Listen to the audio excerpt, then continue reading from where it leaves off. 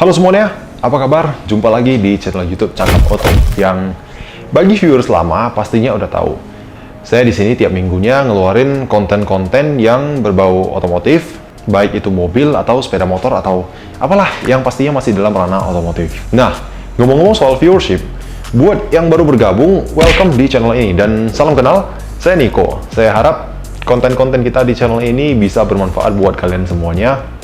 Dan saya harap juga saya bisa memberi informasi baru bagi kalian yang semoga bermanfaat lah. Dan yang paling penting, hari ini tanggal 18 Juli 2021. Kita tahu di tanggal ini banyak daerah di Indonesia yang masih PPKM. Salah satunya di daerah tempat saya tinggal. Jadi, saya harap kalian semua baik-baik aja, kalian semua sehat-sehat aja, dan jauh dari segala macam virus. Dan yang nggak kalah pentingnya juga, kita berharap pandemi ini tentunya cepat berakhir ya, agar semuanya bisa cepat balik seperti sedia kala. Oh ya, tadi buat viewers baru udah, tapi tentunya saya nggak mau ngelupain buat yang dari awal udah mantengin channel kita. Apalagi buat kalian-kalian yang udah pada subscribe, thank you banget buat kalian, support kalian sangat berarti bagi kita. Dan saya rasa cukup untuk kali ini. Saya Niko, dan topik bahasan kita kali ini cukup spesial. Ya, kalian tau lah ya bahwa sebelumnya saya tuh kalau ngomong automobil, suka yang asing mungkin, agak yang kurang ini kan. Seperti misalnya kemarin kita bahas Noble, Apollo, Devil, dan memang kemarin sempat ngomongin Jaguar, itu mungkin udah biasa. Tapi so far ini 3:1 loh. Terus kemarin ada yang request lagi kan, Chaparral 2J, yang pastinya jarang kalian dengerin. Tapi kali ini saya ingin bahas satu brand yang pasti kalian semua pernah dengar, yaitu Ferrari. Nah, sebelum ke sana, saya ingin ngajak kalian dulu flashback ke episode 3 kemarin. Nanti linknya gue letakin di sini. Bagi yang belum nonton, coba cek dulu deh. Ya, di episode kemarin itu saya bilang mobil plug-in hybrid itu sebenarnya placebo. Akan tapi memang ada beberapa contoh kondisi plug-in hybrid yang menurut saya benar-benar berguna and proper gitu loh. Salah satunya akan kita bahas di topik kita kali ini. Jadi, hal atau mobil yang ingin saya ngomongin kali ini adalah Ferrari SF90 Stradale. Ya, mobil ini salah satu flagshipnya household brand kita kalau ngomongin supercar, Ferrari. Dan saya rasa nggak perlu pakai bilang-bilang lagi lah ke kalian kalau ini mobil yang very special. Tapi ya seperti biasa sih, pasti ada yang nggak setuju sama gua, but it's okay. Ini kita kan cerita masalah taste nih ya. Ini subjektif, dan saya nggak bakal ngejudge kalian kalau seandainya kalian nggak suka sama Ferrari. It's totally fine by me. Kalau ditanya, kenapa special? Nah, ini yang ingin saya bahas hari ini. So, stay tune. SF90 Stradale ini dari namanya aja kita udah bisa tahu. SF itu untuk Scuderia Ferrari, yang mana kita tahu itu adalah racing team Ferrari di ajang F1. Dan sebenarnya memang istilah Scuderia itu sendiri lebih kurang artinya adalah tim. Jadi Scuderia Ferrari itu artinya ya tim Ferrari. Sedangkan angka 90 di belakangnya itu adalah untuk menandai anniversary Scuderia Ferrari yang ke-90 tahun. Dan Stradale artinya jalan. Tentu bisa dibilang ini untuk menandain bahwa mobil ini adalah mobil yang road legal, bukan seperti FXX atau FXXK yang kalau kalian tahu itu adalah mobil yang track only. Hal ini aja bagi saya udah bikin mobil ini cukup special, di mana Ferrari mulai bertransisi dari sebuah company yang menurut saya sangat idealis, dan mereka mulai bergerak mengikuti arah tren dan teknologi. Nah, ngomong-ngomong soal teknologi dan tren, SF90 Stradale ini juga menjadi Ferrari pertama di dunia yang mengusung teknologi plug-in hybrid. Memang kalau dibilang sih sebenarnya bukan yang paling pertama. Kalau kalian ingat dulu di LaFerrari itu udah hybrid. Namun sistem hybrid di LaFerrari itu saya rasa kurang cocok kalau kita bilang itu hybrid. Akan tapi lebih tepat kalau kita sebut itu sistem Curse. Tentu sebagai brand yang cukup prominent di ajang F1, Ferrari sendiri pastinya juga udah familiar lah dengan teknologi ini. Dan LaFerrari menjadi mobil road going Ferrari pertama yang menganut teknologi itu. Nah, bedanya dengan hybrid di SF90 apa? Kalau di LaFerrari itu electric motornya bekerja in conjunction dengan si ICE V12-nya. Motor elektrik di SF90 ini bisa kita pakai untuk menjadi propulsion sendiri di mobil itu tanpa kita nyalain ICE-nya. Kurang lebih sih bisa kita bilang ini sistemnya mirip dengan di Toyota Prius ya, atau di mobil-mobil plug-in hybrid pada umumnya. Well, you can comment whatever you want. Mungkin ada beberapa orang yang bakal ngerasa hal ini ngejadiin Ferrari lost their taste, atau apa ya, mungkin kurang proper gitu. Tapi bagi saya sendiri sih, sistem hybrid ini diaplikasikan ke mobil ini bukan untuk irit-iritan, tapi sebenarnya malah untuk nambah power. Nah, seperti yang suka saya sebutin, bagi saya yang begini yang proper. Atau mungkin kalian bayangin aja deh, kondisi dimana misalnya kalian ingin ngelewatin daerah pemukiman yang padat dan nggak ingin menjadi orang yang seperti pengguna-pengguna knalpot racing ember di Indo yang nggak pada tempatnya, ya kan?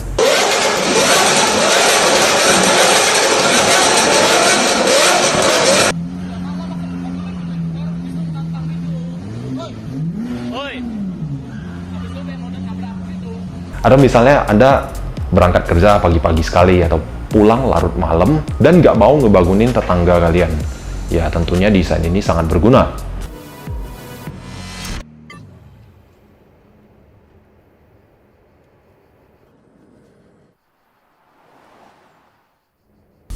Tapi ya, fungsi electric motornya kurang lebih stop start sih. Sampai di situ aja. Karena nginget juga di mode full electric SF90 ini cuma bisa dikemudiin hingga kurang lebih 16 mile atau sekitar 26 km. Nah, ngomong-ngomong soal powertrain, dari tadi kita udah ngebahas soal electric motornya, soal sistem hybridnya. Tapi tentu kalau ngebahas supercar itu kita nggak boleh ngelupain ICE-nya dong ya. Again, mesin SF90 ini bisa dibilang udah mulai ngikutin tren, dimana kita tahu bahwa di iterasi flagship Ferrari sebelumnya, si LaFerrari, Ferrari menyematkan mesin V12 naturally aspirated yang menurut gua ini sangat properly Ferrari. Nah, di mobil kali ini Ferrari nggak lagi menggunakan mesin V12 gede yang seperti sebelumnya, melainkan Ferrari menggunakan mesin baru, yaitu mesin 4 liter twin turbo yang dikapal dengan 3 buah electric motor yang kita bahas tadi. Well, memang mesinnya mengecil, terus sekarang udah pakai turbo. Jadi maybe ya dari sisi exhaust note-nya, dari sisi tone-nya mungkin agak adem sih. Nggak seperti mesin NA di LaFerrari yang kalau saya sebutnya sih jago nyanyi gitu.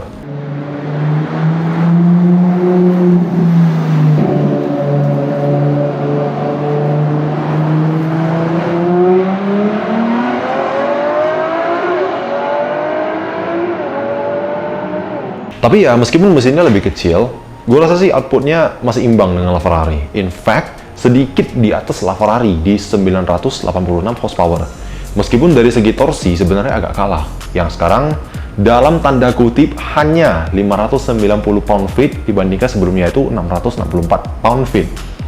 Dari segi performance figure seperti waktu 0 to 100 dan top speed juga sebenarnya agak kalah sih. Yaitu di LaFerrari itu kemarin 0 to 100 2,4 detik, SF90 jadi 2,6 detik, top speed juga dari 346 km/h turun menjadi 338, dan total bobot mobil ini yang naik menjadi sekitar 1.600 kg dari LaFerrari yang hanya seberat 1.300 kg.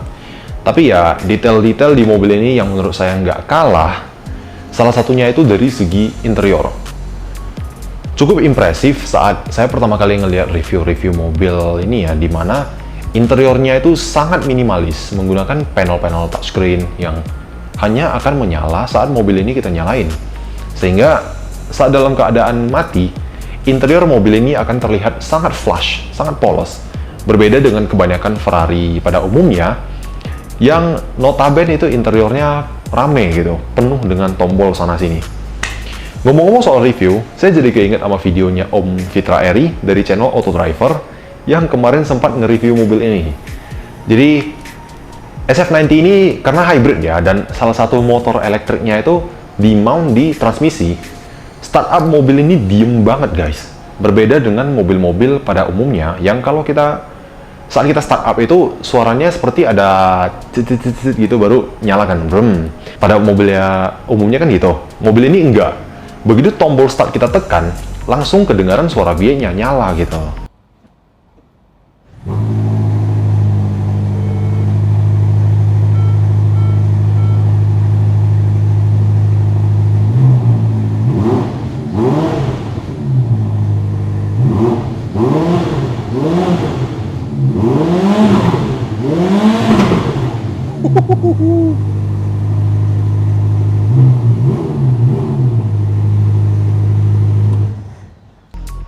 Ya, meskipun tadi saya bilang udah jadi agak adem karena pakai turbo, tetap aja mesin ini masih bisa diajak nyanyi sopran menurut gua.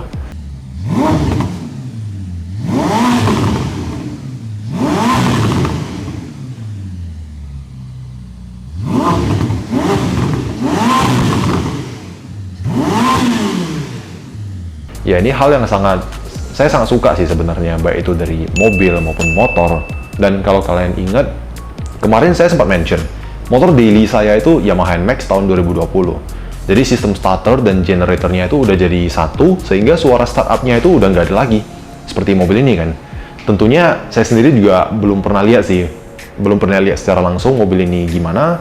Saya juga belum pernah cobain, so kudos buat Om Fitra Eri yang udah sharing soal itu. You rock, Om. Well, ngomongin soal Ferrari nampaknya nggak ada habis-habisnya sih. Mulai dari stylingnya itu sangat distinct, sangat karismatik ala Ferrari. Soundtracknya juga sangat dramatis menurut saya. Terus, ya overall karismanya lah. Dan banyak lagi sebetulnya detail-detail kecil yang bisa kita bahas dari mobil-mobil Ferrari. Oh ya, ngomong-ngomong soal detail kecil, ini hampir saya lupa. Karena ada satu lagi detail kecil yang menurut saya sangat sayang kalau kita lewatin. Nah, kalau kalian berkesempatan ngeliat mobil ini secara langsung, perhatiin deh di bagian belakangnya. Pasti kalian bakal langsung notice bahwa mesin mobil ini mountingnya rendah sekali, bro. Saya rasa ini udah hampir seperti mobil yang track only ya, kayak di F1 atau di Le Mans. Ya, ini sebetulnya satu piece of engineering yang seemingly kecil, minor, tapi ini sangat berpengaruh ke handling mobil. Dengan engine mount yang serendah itu, otomatis COG mobil ini bakal ikut rendah, kan? Dan ingat, ini mobil yang nggak ringan. 1.600 kg untuk ukuran mobil performance itu nggak ringan.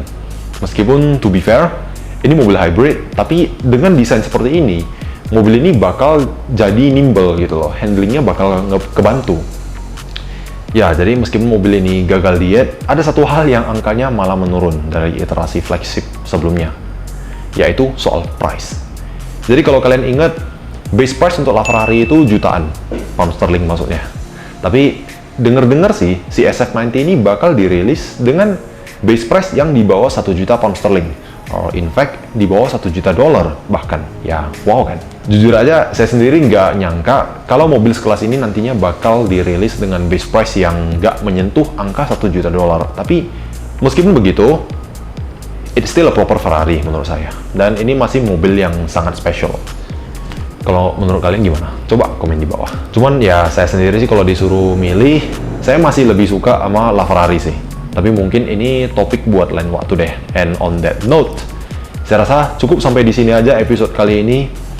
Seperti biasa, kalau kalian suka dengan video ini, ya bantu-bantu deh, like, share, and jangan lupa juga buat subscribe ke channel ini. Itu gampang, lakuinnya bentar aja, tapi itu sangat membantu bagi gua. Ini sangat berarti bagi channel ini. So, gua harap kalian bisa ngelakuin hal itu sih. Dan saya harap informasi yang saya berikan di video ini bisa bermanfaat buat kalian. Saya harap kalian bisa dapat info-info baru. Dan seperti biasa juga, kalau saya ada salah ngomong atau ada yang kurang berkenan bagi sebagian pihak, ya mohon maaf lah ya, namanya juga manusia. So, gua rasa cukup itu aja untuk episode kali ini. Gue Niko dan sampai jumpa lagi di episode selanjutnya.